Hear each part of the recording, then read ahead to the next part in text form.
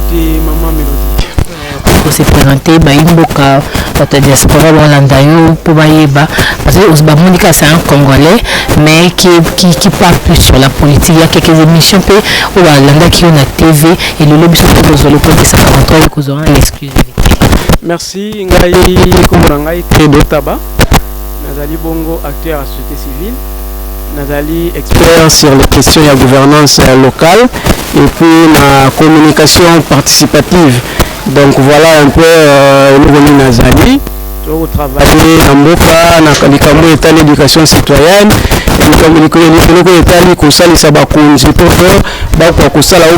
pour participation citoyenne, qu'on soit plutôt la population, pour répondre à des exigences, pour répondre à des aspirations, pour répondre à la population,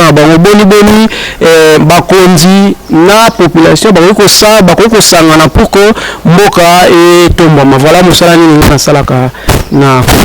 merci papa Credo d'ailleurs rapport à l'invitation de Bissot et les autres obétamini massolé à politique ou de consommer Mboka na Bissot awa libala na FCC na cash libala mo titre zoki na ozomo na ndingeni maman eza pas ni hein mais bande balobaka mariage wana eza mariage de fête mokonza mboka alondi azui bonga na ye ya président de la République.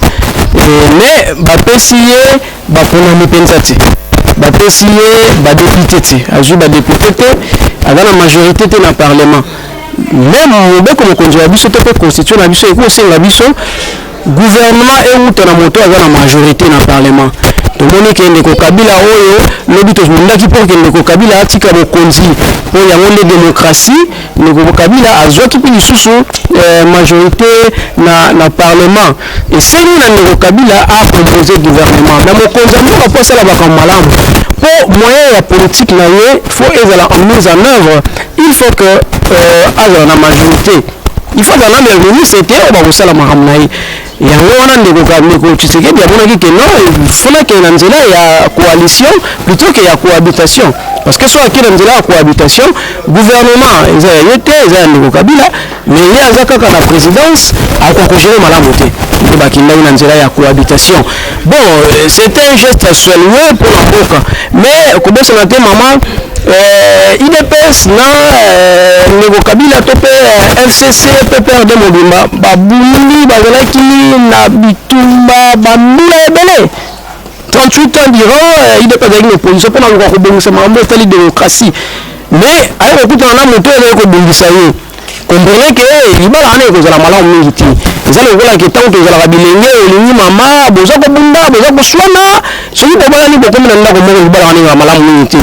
Résultat na yango tozomona sikoyo bozomona ke bitumba ekomi tanto côté mosusu oyo kuna abembi place intérieure na ye ezali côté mosusu e bitumba wana eza na profit ya population te. Propre intérêt voilà, ce sont des intérêts na bango moko bazali kowelela population ezali kobénéficie te na kotanga mwa biloko moko toke na likambo etali gouvernement mpo monake coalition wana ezali ya bolingo te nde parce que libala oyo efani na bolingo okomona na misala na yango ke bolingo ezali mais libala oyo ya bango ya FCC na akaliya libala ya bolingo te omonake mpo basala gouvernement bambula boni basanza boni mpo bakoma na gouvernement. Oui, il faut que nous ayons un mois de mai. Le gouvernement il y a un mois de septembre. Tel est l'écart. Bon, on a bitumba ezali par-ci par-là dernièrement. Bon, tu connais le ministre de la justice, le coup avait dit na moto FCC azuma makanisi na proposition de loi on ko bon ma justice. Minako to bazuli la marque na bango et puis le bala donc ça ko kao na habité soki il dépend la mobile to c'est ça. Ah ben on est ba oye banana za moi si na za mobile. Comment yo ko ke kozwa position le loko moko zo kwa laje baninga nyonso. Ozu position yango et puis oye nango non. To monaki yango na 1+4 te. 1+4 zalaki matata mingi zalaki matata mingi zalaki na bakonzi zalaki na chef de guerre oza na babemba oza na barubenga bakuta bazalaki na minduki mais Tshisekedi aza na manduki te bango bazalaki na minduki me batambolaki malamu ndenge nini donc bazalaki kotala marché de faïence bazalaki kobanga na oyo azobanga oyo e na ntango na biso mpe oyo ya Tshisekedi oyo na Kabila eza mpe ndenge moko bazalaki kobanga na bazalaki kotala na nani akutazaki ngati ye droit na ye na ndenge na ye na logique de chose libala ezalaki malamu po de kominako nande ko sakata bazwa balwa na bango wana mibeko na bango proposition mibeko na ba mango na assemblée et c'est ngani na bango ba yokana na famille politique na bango no ba te muni ko shuka na famille politique cash na ma mosto salaki voilà il y a une mibeko mbala moko akela na assemblée ozomona ke libala wana evandi te yelo ba bibala bavanda ba balobaka te libala oyo na vandi yango kaka po mwana abotani soki mwana azalaki te na kovanda libala te eza libala ya bolingo te mais libala oyo babenga na lopoto mariage de fait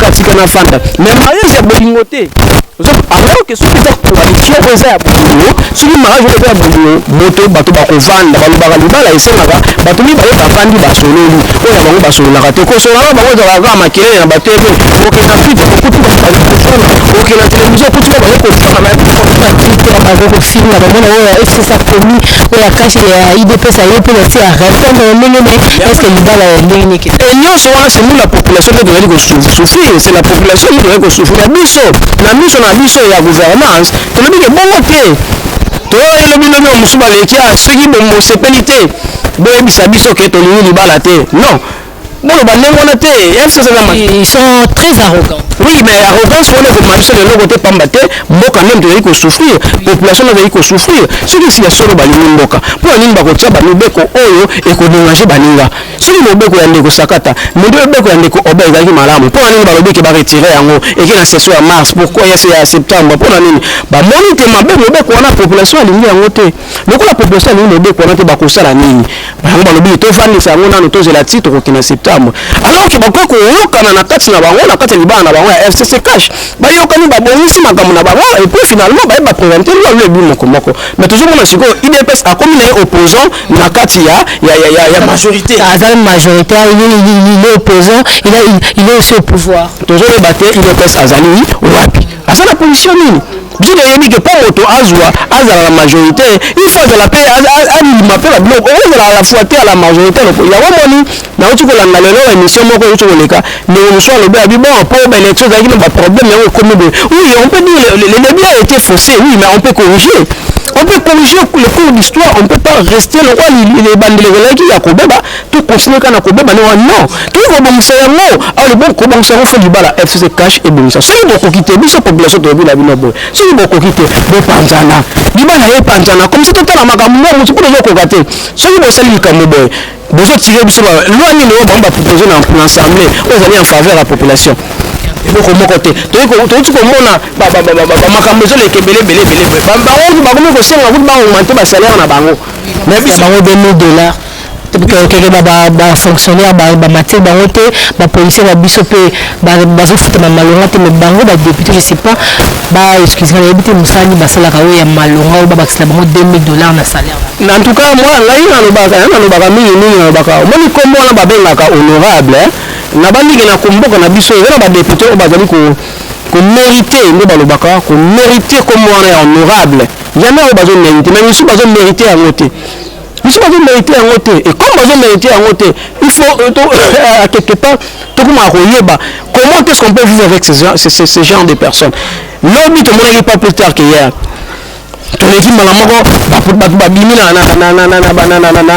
balabala na bamoto bakei kuna c'est vrai que tokondane avec ferme rigueur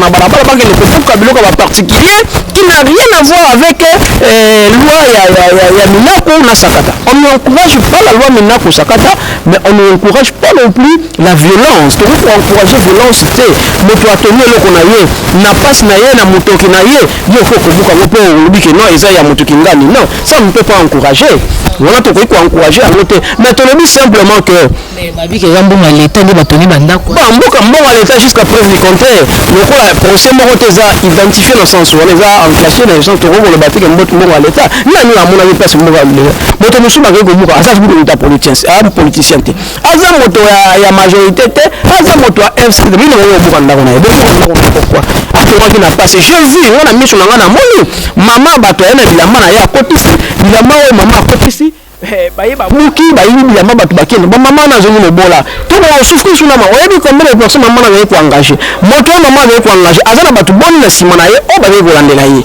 ozomona ndeko Mélodie donc eza babiloko oyo faut tobongisa na mboka na biso poko tokenda niveau wana te mariage ya FCC cash ngala mpona ngai eza mariage contre nature eza lokwa neti inceste mariage incestueux bato bakokovanda te mais bazosika kovanda alors faut prendre la décision courageuse salutaire pour la population on ne peut pas aller na bitumba à tout moment biso population lingi komona basene wana bitumba pe comme le pe sur la CENI pe bango kaka libala na bango ali FCC proposé la bango batia na tête ya CENI alikaka ido PSP sous bazotemelango parce que il y a eu on nous a envoyé de messages par WhatsApp par-ci par-là que bakosala mbaba bakomarché les 9 oyebi likambo oyo ya CENI ezali moteur ne balobaka moteur ya démocratie na mboka moteur ya démocratie ya mboka CENI eza à la fois eloko oyo kotia mboka na désordre to pe kocha kimé na mboka soki bo gérer likambo ya CENI malamu te eza mpasi mingi tomonaki yango na 2006 bomonaki boni ndeko Bemba na ndeko Kabila masasi ebetamaki tomoni yango na 2011 Papa Tshisekedi na ndeko Kabila bomoni esukaki gloire à Dieu année oyo quand même 2018 attaque balobi ebele bakoye koloba ebele mais au moins violence wana ezalaki te les élections si c'est mal géré ekomela biso toujours na violence yango wana mpona kokoma na niveau ya kopona moto ya CENI il faut bato baza na consensus loi elobi malamu bato bakouta na confession religieuse na société civile bakomamisatu confession religieuse abimisa moko bato ya baotala baéducation civile électorale lokola biso boye tokobimisa moto moko baotala mambo édifiale bato mpe bazotala ba ONG ya bambo ya basi bakobimisa moto moko ezali bato misato bango nde bakende kovanda na CENI mais bango na confession religieuse basali makambo na bango bayokanaki baosala na consensus tosali na consensus toresi na consensus te toleki na niveau ya élection consensus nanu bazwi quand on trouve consensus tel to suki awa to kozonga mbala ya sima po to taneni to kokende liboso mais curieusement si confession na chepe entre guillemets si confession religieuse semble-t-il bavota ki wapi ngana yebi charte ezali ko régir ba confession religieuse et to lo baté mutu akoye ko engager ba confession religieuse libanda ezali kaka monseigneur Marcel Outembi po ya ezali nde numéro 1 ya confession religieuse et puis ezali monseigneur Bokondu wa sikoyo ya ECC mais nani a signé lettre o ekei kuna tant ba organiser ba élection nani organiser ki ba élection nani wa organiser ba élection et mon anité sikani ba organiser ba élection to surtout ika boye bazo yebisa biso ba bimisi candidature ya monsieur Malonda mais c'est Ronsard Malonda azalaki banda to bonité azana expertise wana en matière électorale, en tout cas, on ne peut pas se défaire une expertise et une Malonda.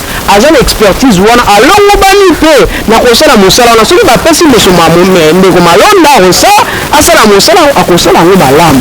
Mais les candidats que vous les animez. Na 2006, l'élection est truquée. Ndeko Malonda Zalaki. Na 2011, l'élection, nous Zelika Léo, en 2011, autre Yébuan. Ndeko Malonda Azalaki. Na 2018, Ndeko Malonda Azalaki. Azali na crédibilité wa lisusu ya kokoma lisusu numéro 1 parce que yazali na ndeko nanga bandeko boyebi ke kozala secrétaire exécutif national ya CENI eza eloko ya moke te président ya CENI kuta sala keloko te mais c'est le secrétaire exécutif national c'est lui la plaque tournante manœuvre nyonso so olingi kotripoter ye il faut azala au cœur pour ye nde moto akotripoter moto akotripoter ezali président ya CENI te président ya CENI akopesa autorisation akoyebisa ndeko Malonda yo secrétaire exécutif national yo salaki moto boye aleka c'est lui na mayele na ye nde akosala moto ya ndenge wana baélection misato eleki tour oyo asuka oyo ye moto azalaki mpena exécutif national ndeko wana bapesa ye sous pouvoir wana mpe kokende baélection ndeni yango tolobi et puis même si bakwa kopesa pouvoir soki ezalaki consensus tokoki comprendre mais ce n'est pas un consensus élection mpe esalamite balobi ke baélection basala 6 confession religieuse mais ngai ntango nazongi nangonana bainformation nayoyoka bandeko kimangiste baleki balobi ke ndeko Malonda azali candidat na bango te ba yebi bete ba voter été et puis il faut pas comprendre la quand ba voter ba sanctionner délégué na bango wa pour représenter bon la confession religieuse donc ba sanctionner délégué na bango wana cela veut dire quoi cela veut dire que le autre tout ce qui est confiance a que à BBC te retirer confiance na ça on est à liboso pour ba kimbayese yami balé ba musulman ba leki ba lebi que bango pe ba yebi ndeko malonda te eza candidat na bango te. Bon, pourquoi Assemblée nationale a consenté Yako entériné en voilà côté à Liboso, côté à Mibale. 2006 il y a eu des problèmes, 2011 il y a eu des problèmes, 2018 on a eu des problèmes. Biso de ça mission observation en 2018, on noté par recommandation et belé. Tout il y a acquis des droits. Par recommandation on a fait de la couler en forme de réforme. Ce sont ces recommandations des missions d'observation qui doivent devenir des réformes. Il y a eu des entraves, il y a eu des faiblesses. Il faut corriger. Comment on peut passer d'une étape à une autre sans pour autant pour ça la hôtel à Sima. Attends la planification, il faut l'hôtel à Sima. Le problème c'est qu'il y a un problème comme le tout bon, c'est un mot, mais on est la réforme. On va régir Séni. Baba n'a pas bon, ça m'y béco. On a vu que tant que Likambo ya Séni, tu retrouves qu'un parti politique n'a qu'à Séni, tu as un problème. Besoin d'un président à Séni. Un vice-président est tout puissant. Donc, le président a une étiquette et le vice-président qui est le tout puissant. Il faut que Bongisa Yango. Tout ce que moi dernièrement, besoin de 3 Moutoumoko a posté dans 3 élections. 4 d'ailleurs. Je a commis 4. Il y a eu gouverneur à ville à Kinshasa. 4. Il y a eu député provincial, député national, gouverneur, sénateur. Bon, Tala Siko Moutouana Yemoko. Azana Batouana 4. Et puis curieusement, ce que tu as suppléant, au moment que moi na maman Koulouto, au moment que moi sinaye, est-ce que il faut loi et corriger bilo kouana nyonso. Tu as dit que tu as une réforme électorale, tu as une réforme, il y a loi portant organisation et fonctionnement ya CENI, tu as une réforme, il y a loi Euzolaksa, Euzobongsa, ma ponami, élection, on doit réformer ça. Tout bandawana, ndeko Lutundula, Christophe, parmi les honorables, oh il faut te benga honorable, honorable Lutundula Zali. Ndeko Lutundula en septembre 2019 a déposé proposition de loi naïe. Bande qu'on a lu bien septembre 2019 a déposé proposition de loi naïe. 2019 Ndeko Lutundula a déposé loi naïe, proposition à loi naïe. Depuis septembre 2019, le tout en mois ya juillet 2020. Loi wana na parlement attend à ordre du jour, nan ba tiango na ordre du jour. On n'a jamais classé cette loi, cette proposition de loi dans l'ordre du jour. Alors que c'est parmi des lois prioritaires. Parce qu'il y a moins souffle la base, il y a démocratie nabiso. Parce que ce traité de Kambo est taliba d'élection. Pourquoi il faut attendre autant de temps? Toujours qu'il y a bientôt session il y a septembre. Donc ça il en est simplement parce que intérêt na bango ba mona ngoteza na kati ba freiner loi wana. Alors que fallait pas se précipiter liboso na réforme à travers la loi basali loi wana ba réformer ba analyser loi après wana nde ba ko koluka ba leka na niveau ya entérinement to ya ko proposer ba combo ya société civile et puis encore pourquoi ka ba poni président pourquoi ka confession religieuse alors que édiciel ba éducation civique bo sengi bangote ba tu ya ONG droit des femmes bo sengi bangote ba finalement on est où? Fallait aller mollo par mollo. Pour comment à niveau, il faut comment? Il faut pas aucun vous fouillez aux autres qui mananani. Aux autres qui mananani. Et puis tout le monde dit que nous loi aux priorités, la loi est la justice. Alors que oui, il faut qu'il y ait une réforme à la justice, mais c'est pas le moment. C'est pas le moment. Quand je fais les liens, c'est comme ça là où je dis que ces gens-là ne pas travailler pour la bisoté. Pas travailler pour la bien à Bango. Les sociétés travaillent pour le bien de la population, mais pour leur bien. Loi à la justice, il faut protéger Bango. Loi à Séni actuelle, c'est-à-dire loi au bango ba sala nyoso balingi po bazonga suna majorité des mains. Yango balingi bazo mutu na bango puis on a bango ba tia déjà ici kawana. Et puis pour la nini boko se cramponner na mutu oyo aza problématique. Mais c'est Ronsard Malonda aza problématique. Batu balingi été. Population alingi été. Bango ba confusion religieuse balingi été. Mais quand vous avez quelqu'un de problématique, qu'est-ce qu'on fait? Carrément faut dire Natiki. Et puis il y a un Malonda pe après tous les combats on dirige leur mot population lingiote on dirige malam neni. On veut diriger par défi. par défi. Alors moi, vraiment c'est par défi. Bah oui, c'est là où on est. On veut diriger par défi. Tant qu'il y a un niveau à défi, bon. C'est ce qu'on nous a dit avec la loi. Je salue le mouvement citoyen au Babimaki Lobby. Moi, j'encourage même toute la population de sortir et de dire non à M. Malonda. Parce qu'avoir M. Malonda à la tête de la CENI, cela veut dire avoir un an à bis. Avoir un an à bis. Donc, cela veut dire que tu recoutes en 2023, quand on a en 2018. À quoi bon tu as une élection? C'est moi qui vais nommer Marakaka. Au lieu de tu as la Libanda, et puis finalement, tu vas nommer Bangote. Vous savez qu'en l'élection de 2019, il y a un bureau de vote. La population était là comme les observateurs. Ils observent comment est-ce que ça. Si ils afficher les résultats. Mais si on a donc il faut éviter certaines choses. La tension inutile. FCC, la FCC n'a eu de pèse. Le lieu de mon Premier ministre, je ne sais pas s'il a déjà déposé ou bien il démission.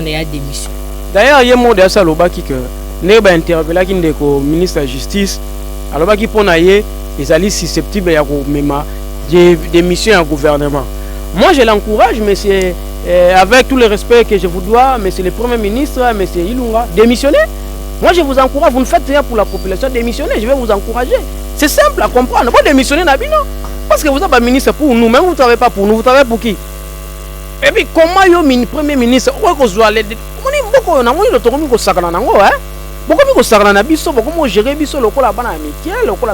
comment un Premier ministre peut se mettre debout et donner des injonctions et pas au président de la République? Non, attends, un peu de dignité.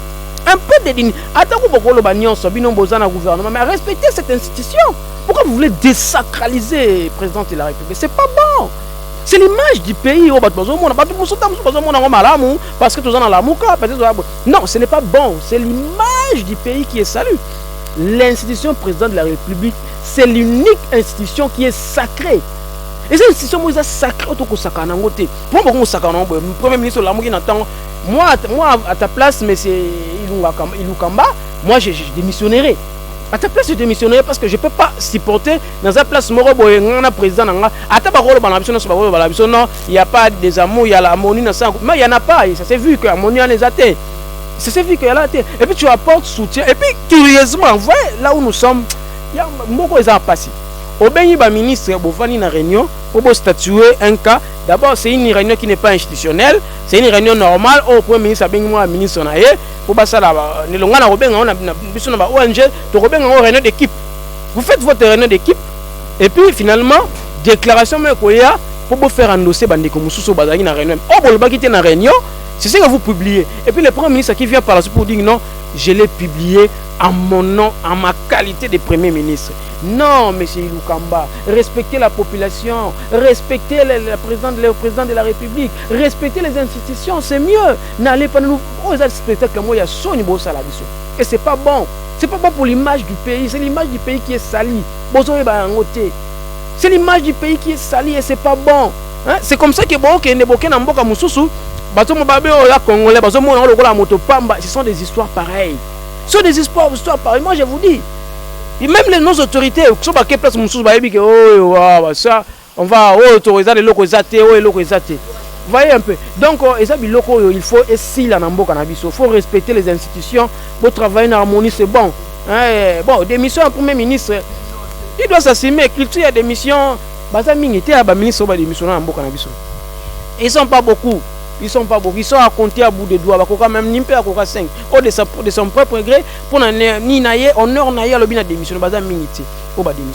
Donc, c'est un peu ça. Nous, on veut la paix, on veut une bonne gouvernance, on veut la population à sentir effort. Oyo, gouvernement a ça en sa faveur. Et non.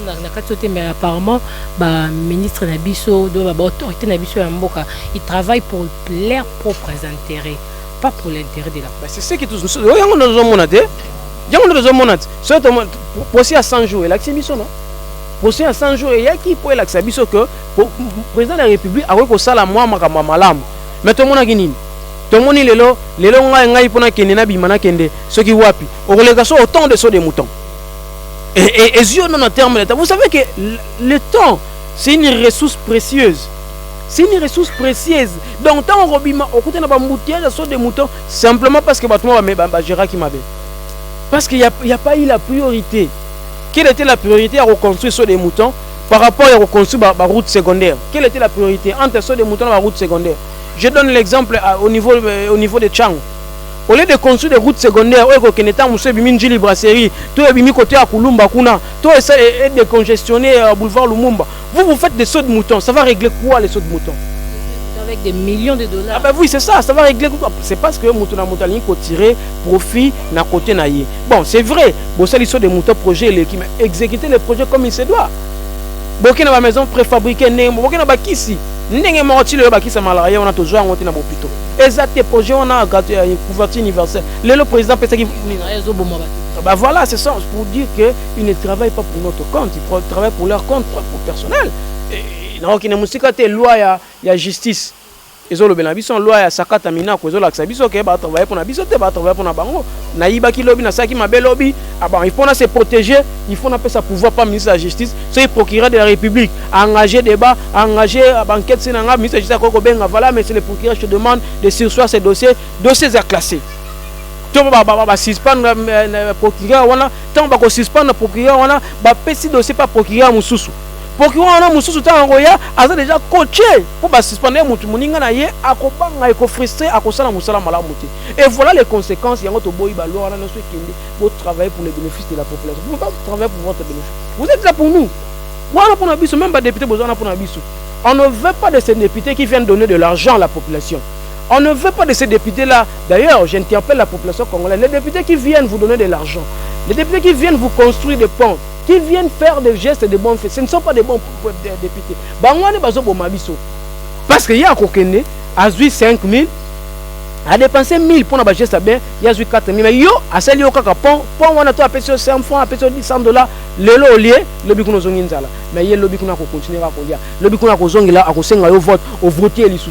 Non, ce genre de député, il faut dire non, monsieur le député, ce n'est pas ton travail. Ton travail, je veux te voir interpeller le ministre pour que pain et à la. N'a dernièrement, mais madame Mabunda, a joué par le bique, les abilons moussous n'amboka faut yoka soni. L'adage comme 300 oui, na boité comme 300 mais l'adage balobaka les ridicules ne tue pas. Namboka na biso pena yango to monaka. Les abilons moussous batu moussou bakolo bangote. Bawoko lo bangote ti lelo batu moussou bakolo babiloko wana te, madame Mabunda côté matin na personne avec lipa nos peuples non parce qu'ils ne nous apportent pas la solution. Preuve, Ronsard Malonda. Voilà. Preuve yango wana Ronsard Malonda population lingé to yo lingé pani. Et puis tel la défi hein. Ayambi bande quoi mouvement sur bande quoi Loucha, CLC tout ça. Ba yebisi est clair mais yebisi bango non. Ngai ka Ronsard. C'est curieux de voir cette façon de gouverner les pays, c'est pas bon. Mais c'est Credo. J'espère que le bébé, les populations pays Kyo, et aujourd'hui, qu'est-ce que devient la Mouka? La Mouka aujourd'hui, tout ça qui a la Mouka, mais aujourd'hui, on ne voit plus la Mouka dans presque tous les problèmes. Nous avons moins de difficultés à Koloba. Les biloko ya ba parti politique, il y en a l'ingara mingi Koloba la Kambo et la gouvernance. Les aramala mingi. So côté na ba parti politique bazami tout pas si mingi. Na l'ingara mingi otala mambo et la gouvernance. Mais bandeko ya la Mouka, faut pas se définir. Faut pas se définir. So il baza réellement en opposition. Batika le na la émission moko na tanga. Nazo kandeko azoloba azozongala la vérité des urnes. Non, ce discours là est déjà dépassé. Laissez ça. Mais c'est les professeurs. Oyebi les gars na tanga lelo. Na chaîne Mora internationale. Laissez ça, mais c'est les professeurs. Ce discours là est révolu. Oh non, oh c'est les non, il faut corriger. Mais nous ne menez pas dans un terrain aux élections dans 3 ans. Non, ça c'est votre plan de Genève. Moi on veut pas ça. On a voté, on a eu tout ce qu'on pouvait avoir. Moi on a bonito ça la élection, on a le côté social. Et bon, côté social peut aider, bonito ça en élection. Non, laissez ça. Cet argent peut servir la politique agricole. Et quoi servir la politique moussoussou. La politique santé universelle, la politique passée, ce discours la vérité des yeux. Il faut dépasser. D'ailleurs, on va la mettre bon. Mais on va peut-être Merci, merci M. Credo. Nous sommes vraiment à la fin, tout le monde à Souka, parce que Mike derrière la caméra habite de dépasser déjà ma minute et belé. Juste un mot de la fin à la population congolaise et surtout ceux de diaspora, comprendre vraiment politique vraiment bête en Arabie sur Benin Mingi. Besoin de comprendre Mambolera, Mboga, Msika, ou Marabazo. la discussion belé mais juste un mot de la fin pour tout Kabouana. La population congolaise a la population disciplinée. A la population qui se prendre en charge. Population qui s'assumer pour assumer la responsabilité na ye. Tous les cas raté ba kondiba ya basala et si il faut ça là il faut ça là. Ça c'est de 1 de 2. Soki to tika ba tuana ba vandaka ka ba seli makamna bango to kolela kaka. Yango wana faut to se jouer en charge. Ko en charge yiko ba pe ko sa ne ba negalusha ba sa ki lobby. To lingi ronsa te ba leki en force. To opposer majorité parlementaire na majorité populaire réelle. Bandeko ya diaspora esika bozali. Na saluer idée ya bandeko nyonso oyo balingi bakuma na bomoko construisez pour l'avenir ya mboka. Bino batu bozali bana bo continuer ka te ko bimba o to za ba diaspora to za ba combattant. Oui, c'est vrai. Boza ba combattant mais venez aussi investir pour donner le travail à vos frères et sœurs qui sont ici au Congo. Il y a vos frères et sœurs qui n'ont pas du travail. Venez donner du travail à ces gens-là. Oui, critiquer c'est bien, mais Mboka et ton kaka na pouvoir public té. Mboka et ton na pouvoir privé. Ceux qui va privé pe ba yé ba kotonga ba kosala ba entreprise, population ko zambongo, entreprise on ko futa taxe ko futa mpako, mo konzi akosala makambo en faveur ya mpako wana. Biso pe société civile to kotala boni mo konzi akosala la mpako wana. Mbongo akozona mpako boni akosala. Donc venez investir, population soyez vigilants ba terre politique. Arrêtez avec votre égocentrisme. Ce qui tue le Congo, c'est l'homme congolais. Ce n'est pas le Congo. Le Congo n'a pas de chance. Non, non, au nom de Jésus, notre pays a de la chance. Ce sont ces individus-là qui veulent étouffer la chance du Congo. Alors il faut mettre fin à ce genre d'individus. Voilà. En tout cas, merci, M. Credo, pour nous répondre à l'invitation de Bissot. En tout cas, le collègue des 143 et puis sur Kaba, merci Billy. J'espère qu'on aura te recevoir pour la prochaine fois.